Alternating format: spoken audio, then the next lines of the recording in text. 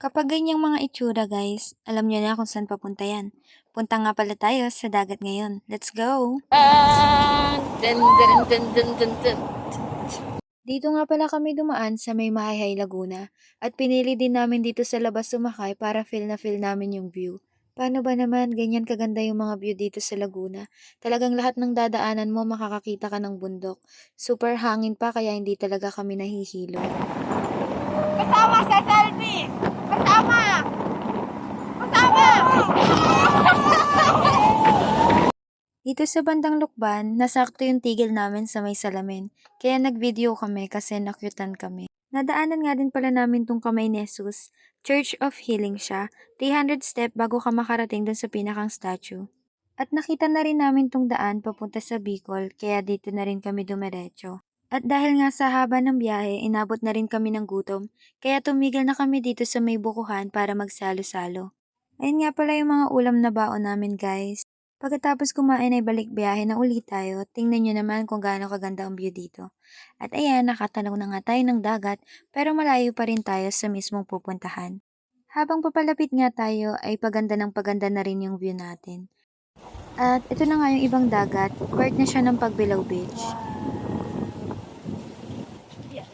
Pero, hindi pa rin tayo dyan. Kaya naman, tuloy ang ating biyahe! Ito na nga pala yung mismong entrance ng pupuntahan natin. Ay, napatapat na naman kami sa sobrang daming tao. Kasi summer ngayon. Kaya, tara na, let's go!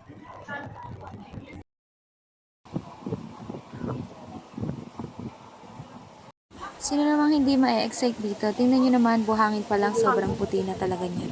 Ito nga pala guys, yung puting buhangin, and dito rin matatagpuan yung Kuwebang Lampas na pinakasikat dito sa Pagbilao. Nakakita na nga rin pala kami dito na nagtitinda ng balot, kaya bumili na kami ng balot tsaka chicharon dito.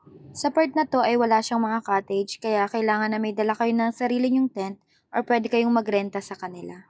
Nag-start na rin kaming mag-ikot sa area at mag-picture-picture, pero hindi pa talaga kami dito maliligo. At ito, umarkila na kami ng bangka dito para lumipat sa kabila kung saan kami maliligo.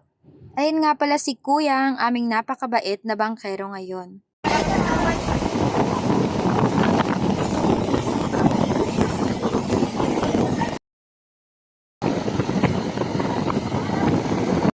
Pagkababa namin dito sa kabilang part ay nag-ikot-ikot na rin kami at syempre naghanap kami ng perfect spot kung saan kami maliligo at tatambay.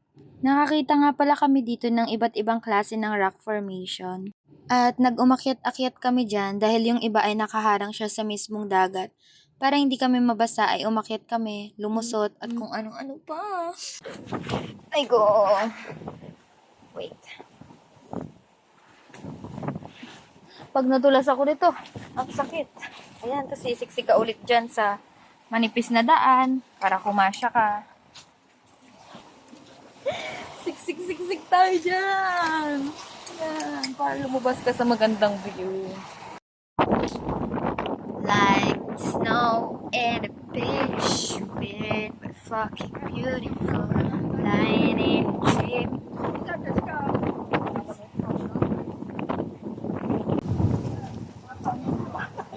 Moment Nana Tusak Nang Sea Urchins.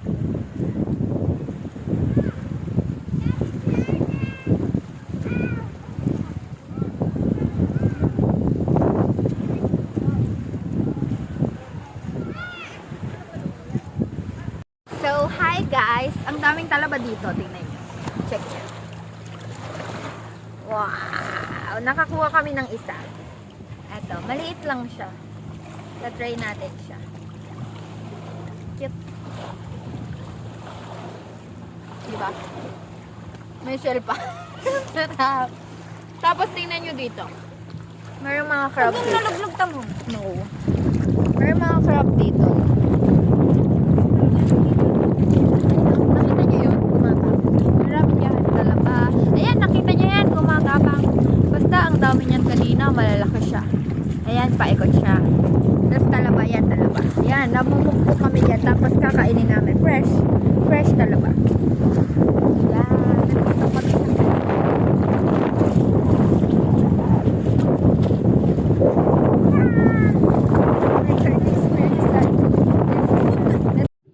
Ayan, dito nga sa dulo ay sinama ko na lang din yung mga TikTok ko para sa memories na din. At look at that. Yes, girl. Go. Get it, get it. Sobrang ganda nga pala dito guys, kaya pumunta na rin kayo. Kung gusto nyo, sama nyo ulit ako. Pero syempre, joke lang. Okay, dito na rin ako magtatapos guys. Bye bye, see you on my next vlog.